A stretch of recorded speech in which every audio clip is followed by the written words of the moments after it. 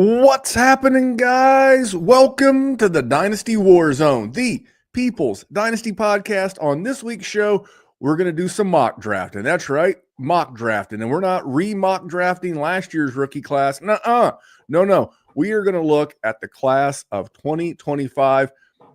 But before we do that, let me bring in my co-host. You know him better as the man of the hour and the man with the power, Jerry Sinclair. Buddy, what's good?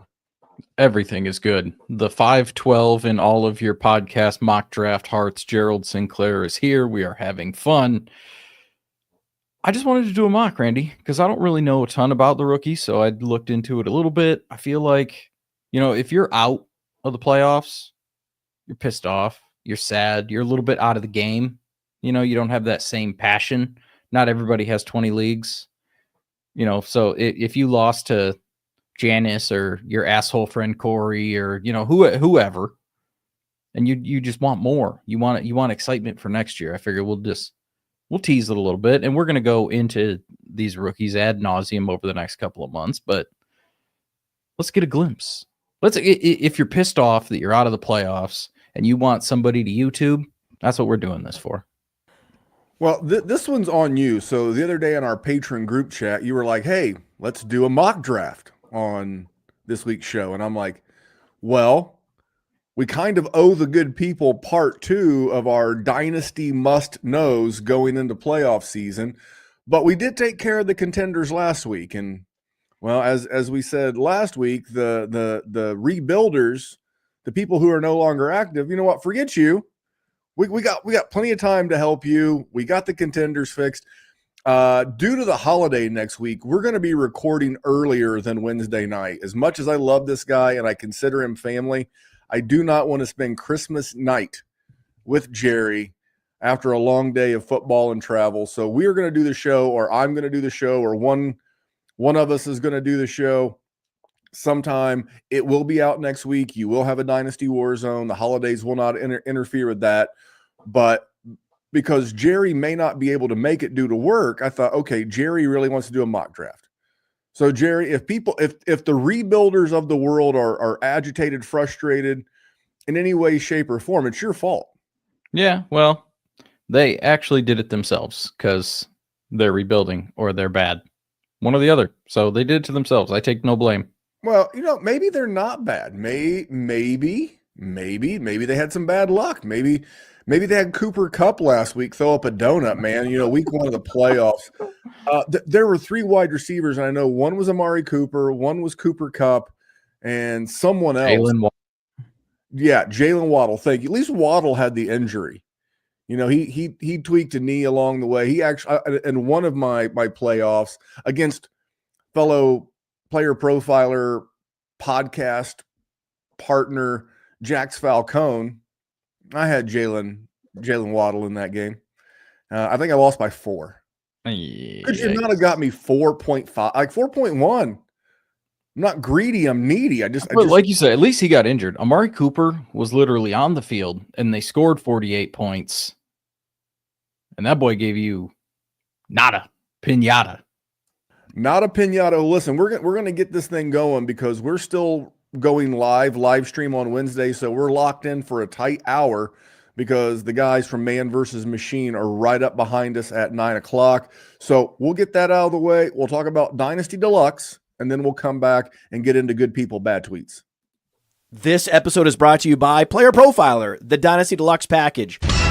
The rankings are the best in the industry. It includes strategy mode where you can say, hey, change the rankings to be win now. Oh, change the rankings to be productive struggle. There's also a draft planner to help strategize where you should take players because the draft planner also includes ADP. There's a trade finder where we look up on My Fantasy League and we see trades that are done, including a particular player. Then there's a trade analyzer where you can plug in draft picks, players, and we assign a lifetime value to draft picks out 5 years. The best thing about our trade analyzer, it can't be gamed with volume. And there's mock draft data to see right now what's the market for player X versus player Y, including in the fall when very few mock drafts are happening. And our Dynasty guide, the Dynasty Dominator, would cost you $10 on Amazon, but you get it for free with Dynasty Deluxe, and you get our rookie guide for free, a $25 value. So you get all of that for $45. I mean, it's a great deal. And if you want to do it for a shorter period of time, you can get the all-in package for the remainder of the season, $25. Use the promo code Santa. Again, promo code is Santa, all in caps, and that'll get you the all-in package, which should include Dynasty Deluxe, for the rest of the NFL season. So you got, 3 weeks of the regular season, 3 games. Then you got the playoffs. You should be covered. Give you 3 or 4, I'll say 3 or 4 months, but like maybe 2 solid months. That's $12.50 a month. That's stealing in some countries. All right, Jerry, good people, bad tweets. I'm going to turn this one over to you because when Jerry comments on a tweet, if Jerry comments on your tweet and it's at DWZ Memphis with 3 handwriting emojis, you just made the show. That's what that means, right? You've never once sent me that combination of my Twitter handle and the 3 handwriting emojis and had it not be good people, bad tweets.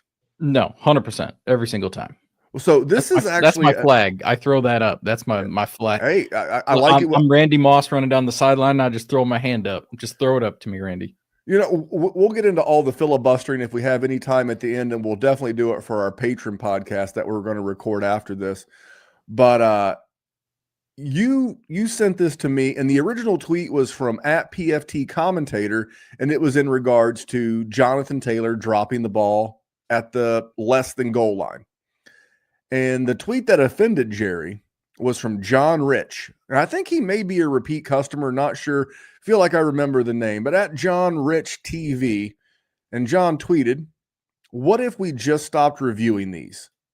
If you have a clear path to the end zone, who cares if you drop the ball a split second early, unbiasedly speaking?"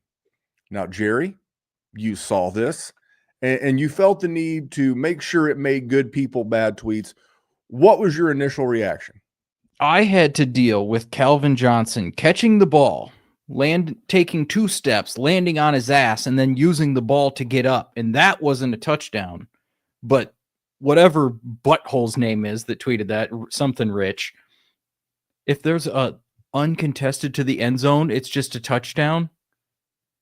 As if there is not enough subjective rules that go into football. That's what we need. That's what we need to debate, is what is an uncontested path to the end zone. Dumbest shit I have ever heard in my life. No, you score a touchdown when the ball crosses the plane. What the fuck are we talking about? When I saw it, my thought is first of all, if you don't like a rule, change the rule. But until then, shut the fuck up about it. And here, don't bail these guys out either for dropping the ball. And listen, not an athlete. You can see me right now. Not an athlete, not qualified to hold these guys jocks. Don't drop the ball before you get into the end zone. What do we do? I mean, that's the Deshaun Jackson thing from like 10 years ago. He started that, and somehow it became an endemic problem where it seems like it happens once a month where somebody just drops it. College or pro, someone does it. Wild. How is this not been coached out of football? How can it be that this is still a thing? I'm filibustering because I'm trying to pull up how long ago Deshaun Jackson did this. 2008, Jerry. 2008. It's been almost 17 years. 17 goddamn years since this thing became a thing. Yes, it does make you feel old because you are old, not as old as me. You are old. This is on coaching, but like I said, I agree. It's kind of a dumb rule. It's like the same thing where the offensive team fumbles it and it goes forward and it ends up becoming a touch. I'm with you. But either I don't hate that, honestly. I mean, like I understand why people hate it. It doesn't bother me like it does to everybody else. It's like I sometimes I know what a catch is, sometimes I don't know what a catch is. But I feel like it's pretty clear. Just hold on to the goddamn ball until you get across the goddamn goal line, and you won't have a goddamn problem. How's that, Jerry? That's a goddamn great explanation. You know what? Let's hear from goddamn Dana White, and we'll go on about this goddamn show. How fucking stupid you have to be to even think something like that, let alone say it publicly and act like you're fucking serious. Yep. There you go. But wait, Yeah, listen, we're gonna have to put the parental advisory sticker at the front of this episode for sure. But I mean, and I apologize if this is your first time listening to the Dynasty Warzone. We've not dropped any F-bombs yet. Dana White did. Well, Dana White, but Dana White's like, that's Dana White. It's like cursing's like breathing for him. It's a must-have. But Jerry, you wanted to do a mock draft. Jerry loves a good draft, mock, real, otherwise, startup. Anything mock draft is Jerry Sinclair improved. So what was the impetus for you to want to do a mock draft this early? Because although I didn't go back and do the research in like the 7-8 years we've been doing this thing, I think this may be the earliest one of these we've ever done. It's easily the earliest one we've ever done, which is why I sort of wanted to do it, Randy, because I feel like I've been, I consume Dynasty. I got like an hour drive to work there and back. So I got plenty of time to watch everything that I want to. And I've been watching a lot of Dynasty stuff, not tons of mock drafts yet. Now we're going to get to a point where if that's your drug of choice, ladies and gentlemen, you will have a plethora at your desire. I just wanted to get a head start. Because I feel for the people that have, I had a bad week, if you want me to be honest, fantasy football wise. I had a good amount of teams make the playoffs, and a good chunk of them that I thought I was going to be able to make a run in fell on their face. Not enough Josh Allen, not enough Lamar Jackson, not enough Jared Goff, and ran into a whole bunch of Josh Allen, Lamar Jackson, and Jared Goff. And I was thinking, if I'm in one league and that happens to me, I'm pissed off, but I still love this game. So I want something to look forward to. That's why I figure we'll do this while everyone's sad. Maybe try and boost their day up a little bit before the holidays really hit you. And to those that maybe were hoping to get part 2 of that Dynasty Must Knows, we are going to do it. I've already got the thumbnail, all of our thumbnails, and we get lots of compliments around here about our thumbnails. And that's because they're done by my buddy Brittany. Brittany recently won a fast draft, Pick 6, Frenzy 6. I mean, not only is she a great graphic artist, a Dynasty gamer, but she's also a hell of a fantasy football player, so check her out. But let's get into this. I'm going to be very honest. When you suggested this, I was like, okay, I got to kick this thing into high gear. But I thought to myself, you know what? We're going to make it super flex. We're going to make it tight end premium. Because I don't think we're going to go 12. We're going to go 12 total picks. We're going to go 101 through 112. As I don't think I'm quite ready to go into that 201 plus. But I think this is going to be a good exercise because it's super flex. But I'm putting you on the clock. I'm putting you on the clock here because this was your idea. I want to see where you go with the 101. In super flex, I think we'll talk about quarterbacks, but I want to know what you're doing with the 101. Yeah, and for the record, I wouldn't be ready to do a 2-round. I don't even know if I'm going to be ready to do this one, if you want me to be honest. But 101, I think it's Ashton Genty. Now, Randall, we have done this podcast for 7 years, my friend, and I don't think I have ever suggested going with anything but a quarterback in a super flex rookie bath. I got 2 words for you. Kenny Saquon. Pickett. Oh, I got 2 more words for you. Malik Willis. That was the last time I remember a quarterback not being the 101 in a super flex league. But it is rare. I'm not saying this class is that bad. I'm just saying this is not a bold pick, by the way. Not in my opinion. No, I don't think so either. He's just dominant. And there's a real chance he ends up like a Cowboy, one of those middle teens that just needs a couple pieces, and you're just going to be happy about it. And here's the thing. If you earned your 101, do you think Shedeur Sanders is going to be the guy that turns the page and turns you around? I don't really think so. Like if I had like 108 and I got one of these quarterbacks, cool. Like I'm cool with that.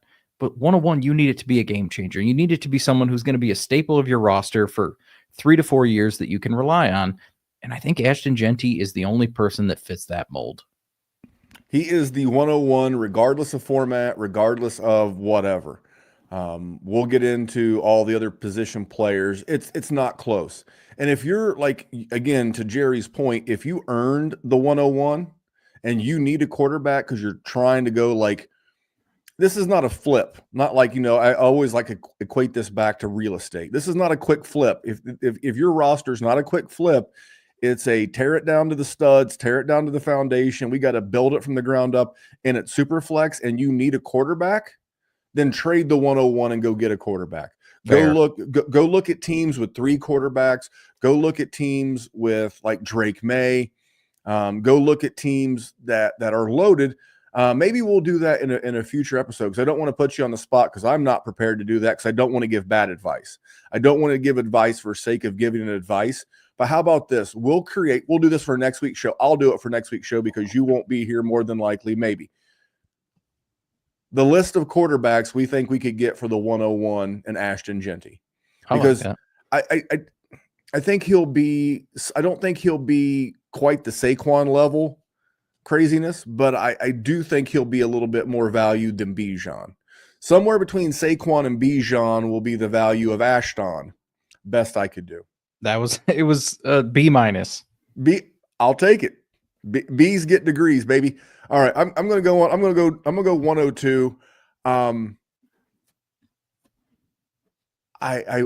want to go chalk. I want to go chalk. I think it would come down to where he's drafted, but for the sake of this argument, I'm going to do it. I'm going to say he's the guy on the thumbnail from my buddy Britt, Shedeur Sanders.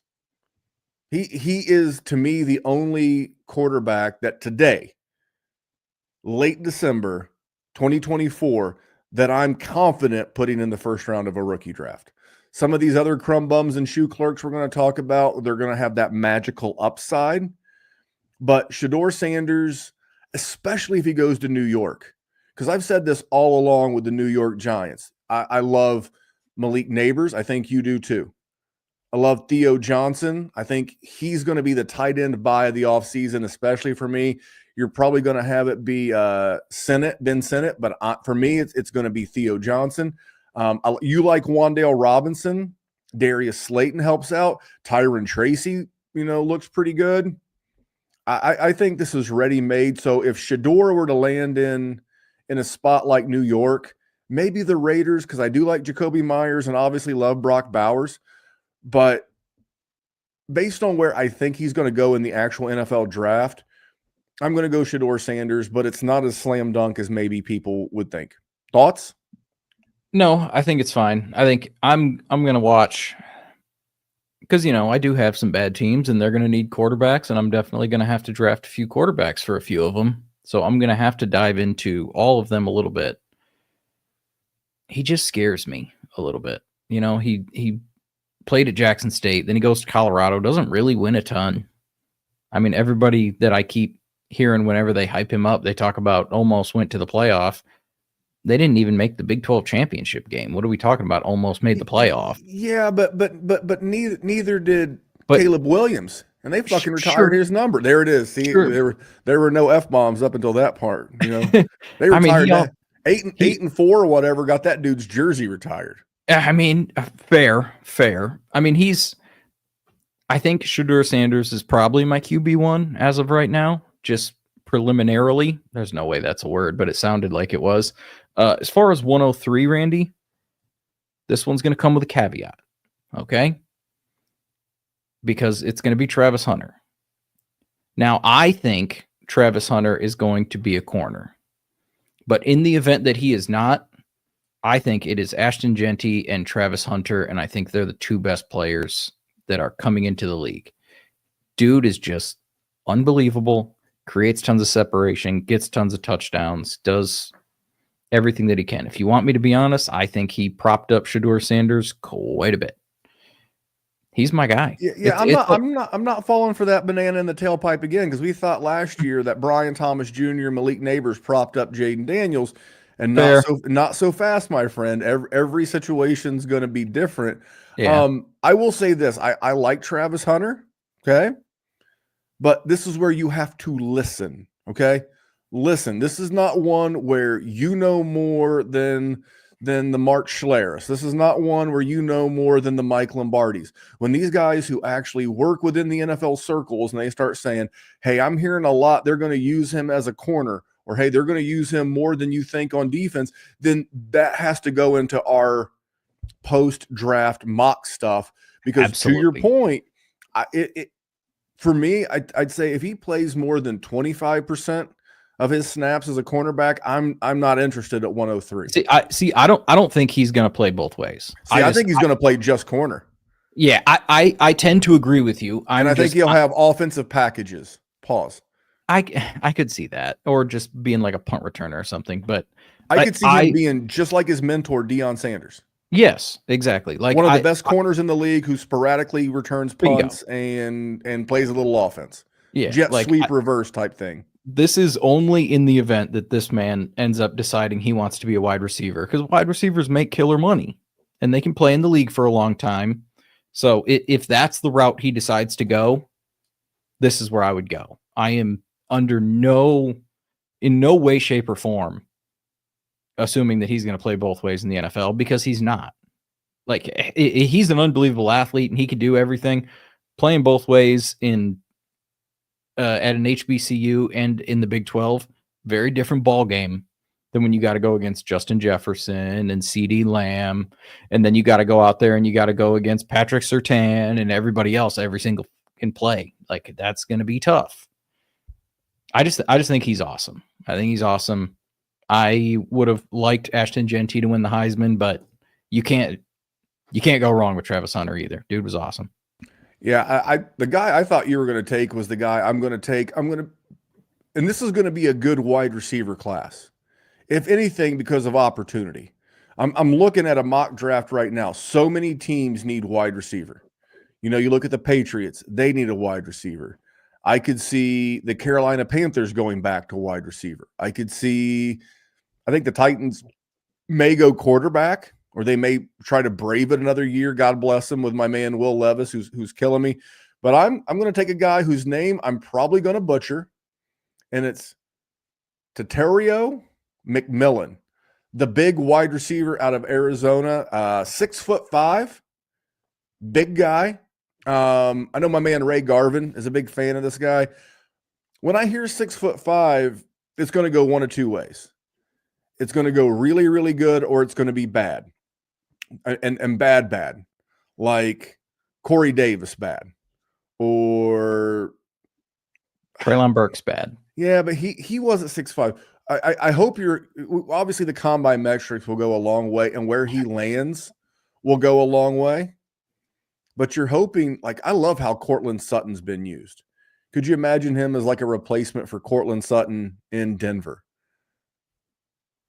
Guy's a stud. Like I said, you know me. Normally I have a type.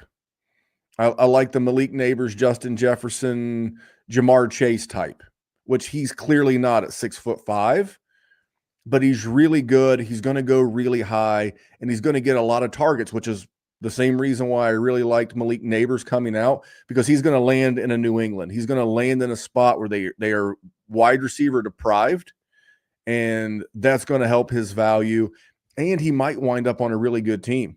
Like, I don't think he'll make it to 13 in the NFL draft, but that's where Cincinnati's drafting right now.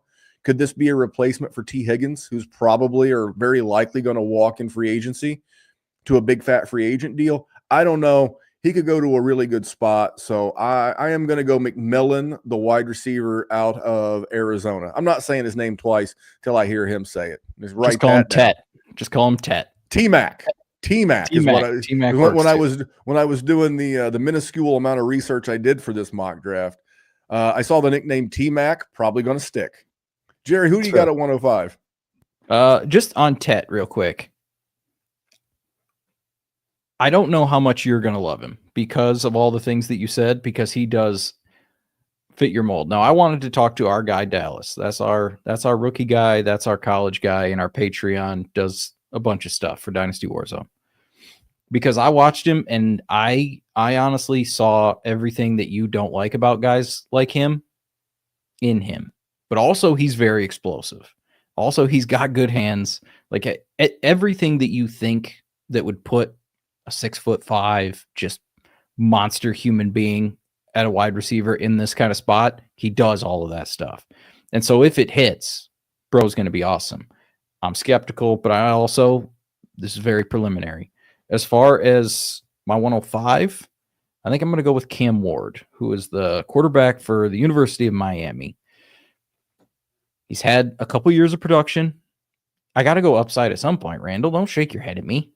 This is the upside play for sure.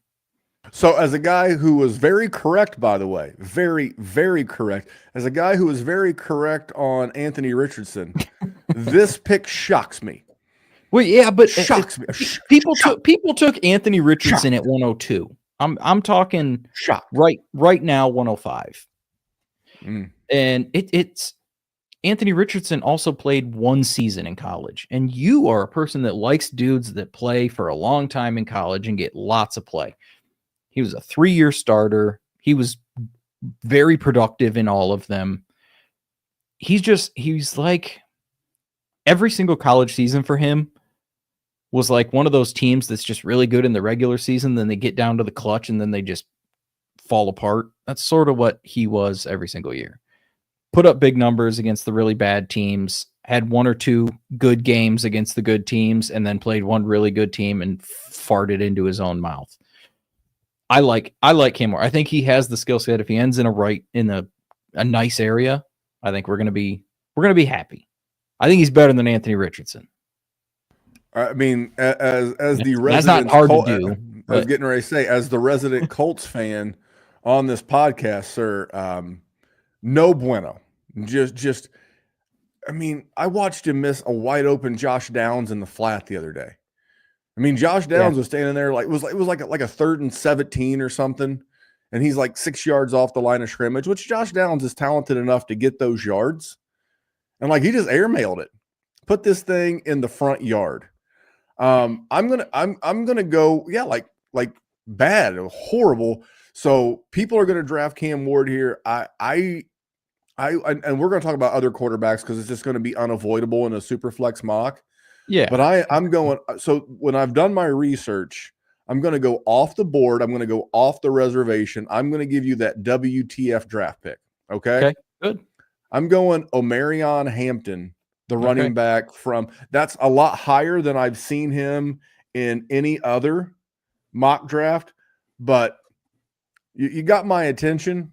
6 foot tall, 220 pounds, was a track star in college, in high school, so he's going to be fast. This is like Jonathan Taylor. I love this build. I know it's super, super, super, super early for him. He's going to dominate the combine. And whether it's Hampton or so many, I'm answering people in the chat. Like we've got Anthony in the chat, and he's talking about all the firsts that he has. He's got to rebuild. He's got 7 firsts and a bunch of seconds.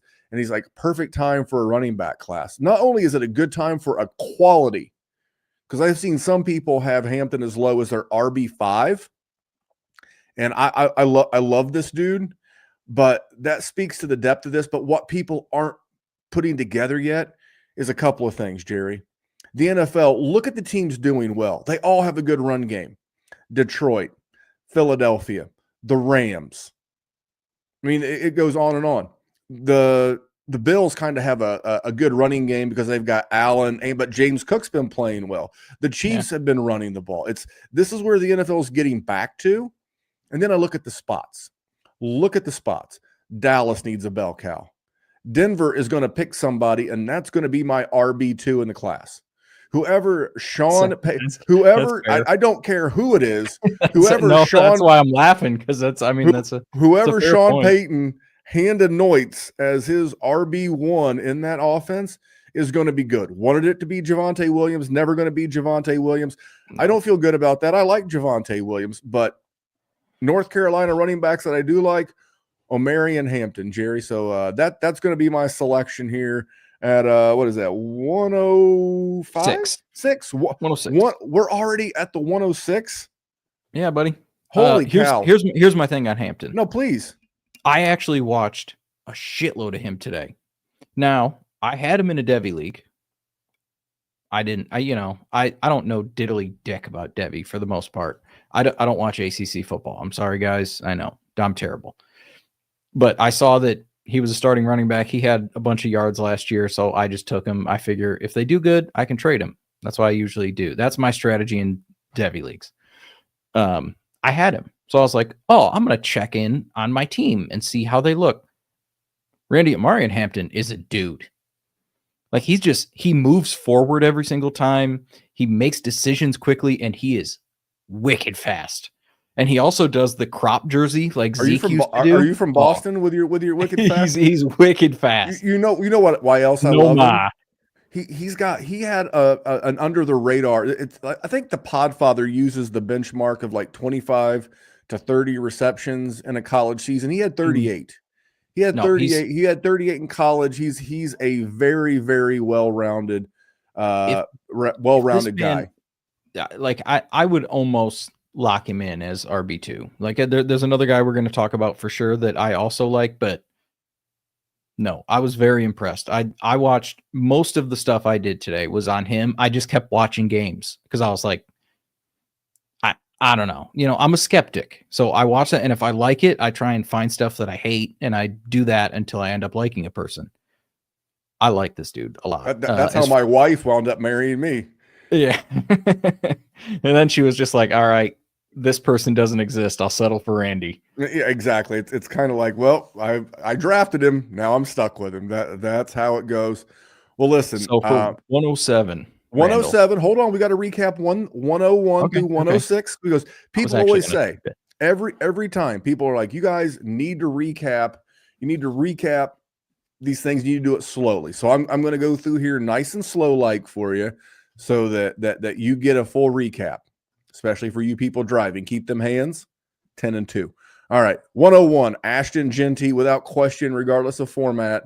He, unless you play in some weird, obscure IDP league where linebackers get 19 million points per tackle, maybe, but outside of the weirdest of weird formats, Ashton Genty is your 101. 102, Shedeur Sanders, the clear best quarterback in this class. The 103 for Jerry was Travis Hunter. He said that would come down to where he is going to be played in the pros, but a tremendous athlete. Tet McMillan, the big wide receiver out of Arizona, went 104. Jerry went Cam Ward at 105. And I went Omarion Hampton. Maybe it's Omarion. I don't know. I've not heard it said, but I went with Omarion Hampton at the 106. But if, like me, you need to get more familiar with this draft class, you need to learn more about them, their strengths, their weaknesses. We got a thing for that. It's called the Breakout Finder. Oh, hey, it's Mr. Breakout Finder coming at you. The Breakout Finder features 3 key tools: a database of metrics that include speed score, college dominator, breakout age, but also Breakout Finder only stats like dynamic score, level of competition, teammate score. All of these things are part of the overall Breakout Finder algorithm that pinpoints the probability that a player will break out. Everyone's talking about my model does this and my model does that. Well, we give you the data points that go into the model. We have a feature that lets you compare players, and then we give you the precise probability of every wide receiver, every running back, sorted and filterable by class year. So when I'm talking to my friends and I need to show them why I'm so bullish on player X, I pull out the Breakout Finder and bam, there he is. So go to the App Store, go to Google Play. It's $5 to get the Breakout Finder, and then a couple extra bucks to get some of these additional enhanced stats. Go download it and thank me later. Easily one of the best values in rookie season. I mean, without question. I mean, we have a patron. We've mentioned the all-in discount Santa. Use promo code Santa. The Dynasty Deluxe. Without doubt, going into rookie season, this is the best thing you can treat yourself to. It's $5, maybe 10 if you get the add-ons, but that's for like a season. That gets the entire rookie class of 2025. And there'll be more co-promotion later, but it'll tie into Fast Draft rookie season. They're going to have a rookie-only game. Breakout Finder, way to go. Jerry, if the people were watching on YouTube, you've already spoiled the 107 because it's in the chat. It's in the chat. I know who 107 is. You tell them who the 107 is. Luther Burden, wide receiver from Missouri. He might be my wide receiver 1. He's just dynamic. And here's the thing, Randy. Last year, as a sophomore, bro explodes in the SEC. 1,200 yards, 9 touchdowns, just dog. 19-year-old just dropping his nuts on the toughest conference in college football. This year, half that, right? But then you look at his quarterback. So Brady Cook last year threw for 23 touchdowns. This year, it's 9. Dude turned into a pumpkin, and Luther Burden was the one that sort of lost his way because of it. Doesn't matter. He's going to be an early pick. He's going to be an early pick in your rookie drafts. Just watch the man. He looks like somebody that Randy's going to love, if I had to guess. So I'm going to take him. I think I would probably take him as high as 105, depending how the rookie draft shakes out. I'm guessing anywhere from 105 to like 109, depending on where he ends up, Randy. I think he is locked in that sort of middle range there. Like running backs will jump. Running backs are always going to jump. Doesn't matter. But Well, I was hoping you were going to go in a different direction there. That is who I wanted. First of all, as far as names go in this class, Luther Burden is the 101. It is the 101 name of this class. not Tet. Not Tet. No, it's the 101. Now, if we're going difficulty, yes, Tet is the man when it comes to difficulty. Not only is it Luther Burden, it's Luther Burden the third. LB3. Are you kidding me? LB3. That is a wide receiver 1 name if there ever was one. It's like when you hear CD Lamb. CD Lamb sounds like a wide. It does. Jamar Chase sounds like a wide receiver 1. Luther Burden sounds like a wide receiver 1. And what does he have? He has the size that I love. He's 5'11". He may measure out 6 foot, 208 pounds. That means not only is he a decent height, because again, the big boy, the days of the big body clasher on the outside's over. I like guys that can run. I can't wait to see his measurables and metrics at the combine. Great name, Jerry. You stole a guy, but remember, I did say this is tight end premium, and we got a tight end that I'm kind of looking for. There's actually a couple in this class, but I'm going to go the big fella out of Penn State. I'm going to go Tyler Warren, 6'6", 257 pounds, and it'll come down to where he goes. I could see him going as high as 106. And as low as maybe the back end of the first round. But given tight end premium 1.5 to 1.75, I really, really like this guy. Go ahead, Jerry. I was just going to say, the running backs in Happy Valley definitely carried most of the load. But as far as Drew Aller's top targets, Tyler Warren was it. And Penn State, we were just talking about, we love Theo Johnson. They've had guys come out of that system with James Franklin, who is easily my most disliked coach in all of college football, but that's a separate topic for a separate day. No, I'm with you on Tyler Warren. 88 catches. 88 catches. That's what I mean. The passing game went through him. And these kind of guys go one of two ways. One of two ways. All right. You either get the animal that ends up becoming the next Sam Laporta or the next Trey McBride, or you get these guys that just never live up to the hype. Big dude. I bet you he can block his ass off. He probably has had to, coming from Penn State. I hope he doesn't let me down. Better be able to block. I hope he does not let me down in the way that Mike Gesicki has let me down. But I'm going to stick with Tyler Warren at the 108. Jerry, you're back up with 109. Listen, if it took 9 years for Jonnu Smith, after all the crap we rained down upon him for a decade, to finally emerge as an elite tight end, maybe Mike Gesicki's got a shot, buddy. As far as number 9. You're saying there's a chance. I'm saying there's a little chance. 109. I'm going to go with who I think has the 101 of names in this draft, and that's Emeka Egbuka from Ohio State. So This man has had to deal with Jackson Smith and Jigba, who looks like he's a staple wide receiver one of all of your dynasty rosters. Marvin Harrison Jr., who looks like he's at least a staple wide receiver two on all of your dynasty rosters. And then this year, you thought it was going to be his time, and Jeremiah Smith, 18 years old, comes out and is just absolutely unbelievable. This dude has always dealt with just some of the gooniest goonies that college football has had in a wide receiver room. And this guy's still just been productive the whole time. This guy had Jackson Smith and Jigba 2 years ago in Columbus. He still went for like 1,200 yards. I mean, he creates good separation. He's fast. He's good in the screen game. He's good where it's scary across the middle. I like him. And if you can get him this late, this is a guy that would have gone just as early last year, maybe earlier. It was a surprise that we even have him in this draft class, just because this guy has been a name and he's been productive for a long time. So hell yeah. Honestly, if I could get him here, I would be so thrilled come May. You know, people, I think part of the, you know, we use this a lot with a lot of different players in different ways, but like the name fatigue. He's been an exciting prospect for at least 3 years. He, out of everyone in this class, is someone I'm very familiar with, because of my proximity to the state of Ohio and the fact that I just heard his name. How good is this guy?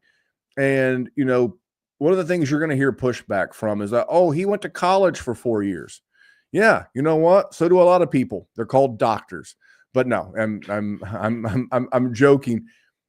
He's giving me Terry McLaurin vibes. Now, is he the type of player that I think Terry McLaurin is? No. I shouldn't say player. I should say athlete. Is he the kind of athlete that Terry McLaurin is? Because Terry McLaurin's a pretty badass athlete. But I think he's going to be a guy you're going to get late in. This is one of those ones that could hit. All right, I'm up. I do not like any of my selections, but this is the 110. And if I'm the 110, that means you're playing this week. That means I'm playing this week, and I came up just short of making it to a championship. I should have a pretty good roster, and I can kind of go best player available. And this guy will definitely come down to where he goes and who his head coach is going to be. But I'm finally going to go quarterback, and I'm going to go Jalen Milroe. If he goes to a good spot with a good head coach, because look at all your favorite quarterbacks in the league, right? Look at all your favorite quarterbacks in the league. What do they all have? Stable ownership, good head coach. What do even the talented guys like Caleb Williams, Trevor Lawrence, Baker for the first half of his career, Sam Darnold for his entire career up into this year? They had shitty organizations and shitty head coaches. So if Jalen Milroe winds up in a really good spot for a rookie QB, like I would love it for him if he were to somehow wind up in LA for a year or two behind a guy like Matt Stafford. Good Seattle for a year behind Geno Smith. I like that. I mean, that's a good spot. I mean, him with what's the OC Grubbs? Him with Grubbs and Jackson Smith and Jigba and DK Metcalf and your boy KW9. I think it'd be a good fit. So at 110, I can afford to potentially have my QB of the future in waiting. So kind of like what people did last year with Michael Penix Jr., you may have to do this year with Jalen Milroe. But in a super flex tight end premium, I'm going to go Milroe here. I know there's some other quarterbacks, but not for me. No, I mean, I don't love really any of the quarterbacks, if you want me to be honest with you. So take the person that you like. Take whoever lands in a good system. Don't take whoever lands on the Jets or, you know, one of those organizations that just kills them.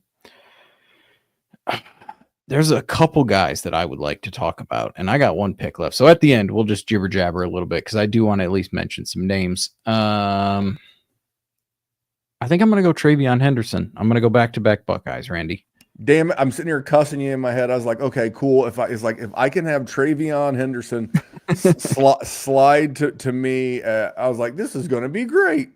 Tell us why, Jerry. No, he's just good. He's sort of like watching Omarion Hampton. Like he's just a guy that when he gets going, like he's got great acceleration, he's got good vision. I just like him. I like watching him run. He's absolutely trucked Michigan State every single year, but so does everybody. So that's not a huge surprise. But I'm just a big fan of him. I would not be surprised, depending where he goes in the draft, if a lot, including several running backs that we're probably not going to talk about, end up much higher. Much higher. This is so early. And honestly, I think people are going to fall in love with the running back class. If you just want me to be completely honest with you, Randall, you got one spot, buddy. Who you want to go with? Yeah, you took my guy. You took my guy. All right, I'm going to go the other Buckeyes running back. There you go. I'm gonna go ahead and go Quinshawn Judkins. A solid size, good ball player. Kind of come in and took Travion Henderson's lunch money. A little bit, for sure. A little bit. And while we're talking about the Buckeyes, now that we're kind of wrapping up toward the end, I kind of expected more from both of them, to be real honest. And normally I would have said Travion Henderson made a big mistake not going to the NFL, but because he probably got more in NIL money for whatever because I heard Ohio State had like $20 million payroll essentially in NIL money. I mean, he's probably making $2 million this year. I would guess, if not more, because he's been a name since he was a true freshman there. I mean, he's been playing and I think had there not been NIL, he would have came out after last year. But I think that's what. But then I think NIL is what got Judkins there. I don't know, and Judkins may decide to stick around. He may not like where he's going to be projected to go in the NFL draft and say, hey, I'm not going in the third round. I'll stay one more year at Ohio State and make $2.5 million and figure it out going into 2026. While we're done, and just so we can get done, first of all, if you're watching on YouTube, you can read through the comments. Jerry has put all of the picks in there. But for the audio listener, I'm going to do a quick recap, and then we're just going to talk about guys that we have not really talked about a bunch. Jerry went Luther Burden III at 107. I went Tyler Warren at 108. Jerry went Emeka Abuka at 109. I went Jalen Milroe at 110. Jerry went Travion Henderson at 111, and I went Quinshawn Judkins at 112. Now I'm going to start answering some of the questions from the YouTube chat. Victor K said Warren over Loveland. Yeah. Listen, 88 receptions is hard to ignore, but I'll let you go ahead. And well, I watched a lot of Colston Loveland because he's from Michigan, and he absolutely is awesome too. If you want me to be honest, I think in a tight end premium league, I think we are 100% looking at both of these guys in the first round. It's early, blah blah blah blah blah blah blah, but like as far as hype is concerned, both of them were dominant on great teams against good teams. I mean, you're gonna see Tyler Warren in the college football playoff maybe more than 1 week, and he's the guy that offense runs through. And conversely, Colston Loveland is 100% the only offensive piece that Michigan had this year, and he is awesome. He is awesome too. We have and listen, having two tight ends that we can potentially take in the first round of a Superflex tight end premium league, Randy, that's something we haven't had in a couple years. Usually it's been you got Brock Bowers or you got whoever. This isn't like we haven't had like a Njoku. I want to say Kyle Pitts. I want to say Kyle Pitts and laugh, but that would be totally unkind of me. No, nothing against Loveland. He could be a victim of that offense. They were not very good. They lost J.J. McCarthy. He did have a career high in receptions, and he did that on 10 games. Last year, he caught 45 balls in 15 games, and they won the Natty. And this year, in only 10 games, he caught 56. So you love to see that. You love to see improvement. Yards per reception, a little bit down. I think that speaks more to the offense than him. But let me ask you a question, Jerry. If we get into actual real drafts, so let's say right after the NFL draft, let's say like that first weekend in May, happy Mother's Day. You're drafting your favorite dynasty team and taking your mom to breakfast. And at breakfast, you want to discuss this. And would you be surprised in this format, Superflex, tight end premium, would you be surprised if there were only 2 quarterbacks, but there were 2 tight ends to go? Because I think by the time these wide receivers and running backs start getting landing spots, I think it's really going to push the Milrose. And I know it's going to sound like blasphemy, but you drafted Cam Ward pretty early. And I get that he's got big talent and upside. Sorry. I thought Daniel Jones, he wasn't as talented, and he's definitely not the athlete that I think Cam Ward is. But Daniel Jones can scoot, and Daniel Jones has got a pretty good arm. And I watched the Giants and inept coaching not elevate him. And there's almost all of these guys without, to a fault, maybe Ashton Genty, maybe Travis Hunter. There are not too many guys that come into college. I'm looking at you, Caleb Williams. I'm looking at you, Trevor Lawrence. You're very, very talented, but you're not so talented that you can overcome a poverty franchise. You just can't. The Giants, ever since Eli retired, has been a poverty franchise. The Colts, ever since Andrew Luck retired, has been a poverty franchise. The Bears, since Walter Payton retired, has been a poverty franchise. Okay, the Lions, until Dan Campbell come dragging his nuts through the door, was a poverty franchise. I don't want any part of these quarterbacks if they wind up with shitty Poverty ownership, franchises. with shitty ownership and shitty GMs and shitty head coaches. I'm just not interested. I'm going to pass. This year, more than any other year, you're going to hear me talk about situation, because I don't want to say it because I'm a genius, but I am. But remember our bold prediction show? I'm probably going to end up missing this one by a hair, by an eyelash. But I said Bo Nix was going to be the #1 scoring rookie quarterback in this class. I got 3 games to go. It'd take 3 big games for him to overtake Jaden Daniels, but they're both going to make the playoffs, and they're both going to do really, really well. What else did I say? I said during our hot take show, you want to go get Michael Penix, because I said there's a real possibility that Kirk Cousins could be one and done in Atlanta. And who's starting this weekend, Jerry? Michael Penix Jr. Podfather, I'm stealing your gimmick. Michael Penix Jr.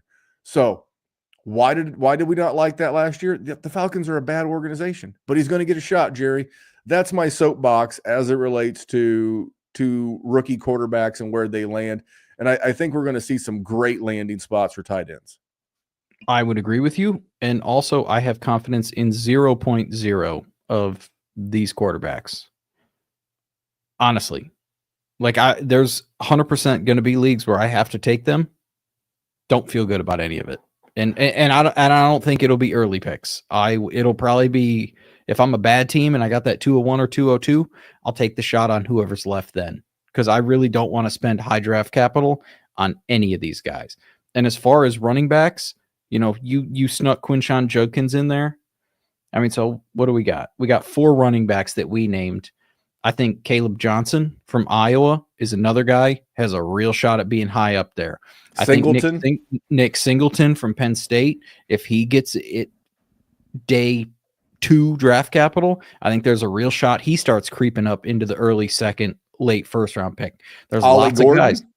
Ollie fucking Gordon. Ollie Gordon was a guy that we thought was going to be 6'2", 225 pounds. We thought he was going to be the 101. But yeah, just a monster. If he comes out last year, he's going to be considered the 101. And then that team just absolutely fell off the face of the earth. But that's hilarious. And then there's a couple late round guys. Like Rutgers has this guy, Kyle Monungai. I don't want to say he runs like Isaiah Pacheco just because Isaiah Pacheco also went to Rutgers. Kyle Monungai is a fucking dog. And I have loved watching that guy play ever since he started there. He's just a guy to write down, keep an eye on. He is good. There's a lot of running backs. And as soon as they get homes, dynasty players get their nipples all tingly and they want to take them. I think we are going to end up with not a lot of quarterbacks in this class. and we're going to have a lot of good pieces. Maybe not the foundational dominant pieces that we've gotten over the last couple of years, but I think we're going to have a lot of RB2s, wide receiver 2s, guys that are fringe tight end 1s. Like, I think we're going to have a nice, juicy class. I complained last year that it wasn't deep enough. I think this one is deep, maybe just without the top end stuff.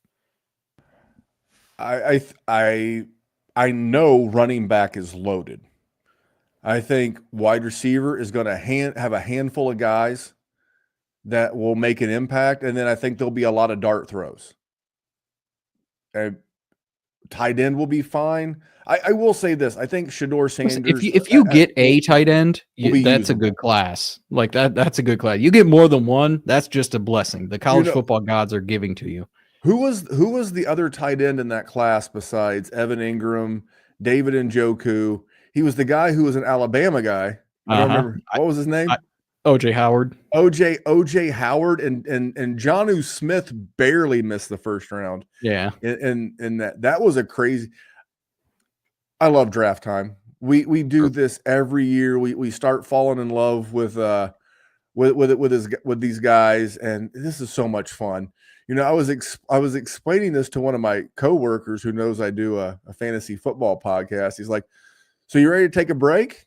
Ready to take a break?" I'm like, "Oh, you sweet summer child." Yeah, exactly. I'm like, you have no clue. I'll be honest with you, and this is going to sound horrible because I've got several teams going in the playoffs this week. I'll be glad when this is over. I tolerate the regular season from a dynasty content creation. I mean, I'm being honest. We saved the honesty for the end of the show, but I live for this rookie class, watching mock drafting. How do we make deals? What's good? What's bad? I love having guests on. I love being on Sunday nights because we're not limited to an hour. We want to go an hour and 10. That's our prerogative. We want to go an hour and 30. We will. We want to have guys like, I don't know, Matty Kiwoom come back on. Sure. Cody Carpentier, probably going to do that.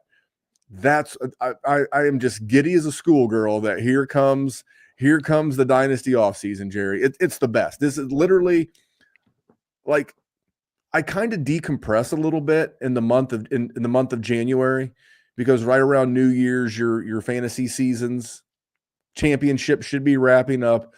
Then I take a deep breath in the month of January as a player and as a GM in Dynasty. I enjoy the NFL playoffs, but man, come February, it's hard charging into rookies, into NFL free agency, into the draft, into actual rookie drafts. And the next thing you know, the NFL season comes right back around, Jerry. So that's my 2 cents on it. What do you have as a parting gift to these people as we wrap this one up and hand it over to the guys over at Man versus Machine? This is what I'll say, man. This draft that we're going to do, I wrote it all down because I like to go back and I like to look at it and I like to see how it changes. There's a real chance only 4 of these guys get drafted in the first round. There's a chance 10 of them do. We don't know. We're having fun. We're just, we haven't dove into anything crazy. And some of you psychos have, which by all means, I got too many rosters to be worrying about that at this point. But over the next couple of months, this is going to be what we do. And this is what you want. I know, because I see our views on YouTube. And I know when we do things like this and we talk rookies and we talk running backs and we talk wide receivers, everybody loves it. And then the combine comes around. Oh, I see you, Victor. I see you mentioning that. I love the combine. I know it's the underwear Olympics and people don't take it seriously. Randy, I watch every fucking second. I love the combine. Jerry, you're not in an exclusive crowd. You're actually in a very large crowd called everybody. Everybody loves the combine, and everybody loves the combine to the point to where they put certain parts of it in primetime television. You know why? Because they know the sickos like us will tune it in. We will watch the guys in the underwear Olympics. Thank you all so much. We have to go record a patron podcast. I have to vent about how I'm going to have to hurt some people. I have some Memphis lifestyle advice, and Jerry is going to break down a couple of his dynasty trades that he's done in the past couple of weeks as the dynasty playoffs. We'd love to cover them with you here, but we're out of time. So we're going to go do those for our patrons over at patreon.com/Dynasty WarZone. Tune in next week. There will be a Christmas week show with me, maybe Jerry, maybe not, but there'll be a show. And until next week, that man's name, it is Jerry Sinclair. And you know him better as the man of the hour and the man with the power. Follow him at JerrySin_DWZ. I'm at DWZ Memphis. And we'll be back next week with more Dynasty Show. Hey, I want to thank you for being part of this broadcast. If you have any thoughts on it, leave a comment. If you enjoyed it, make sure you leave a like. And if you want to see more shows on the Player Profiler channel, subscribe to it. That's how we know you want more.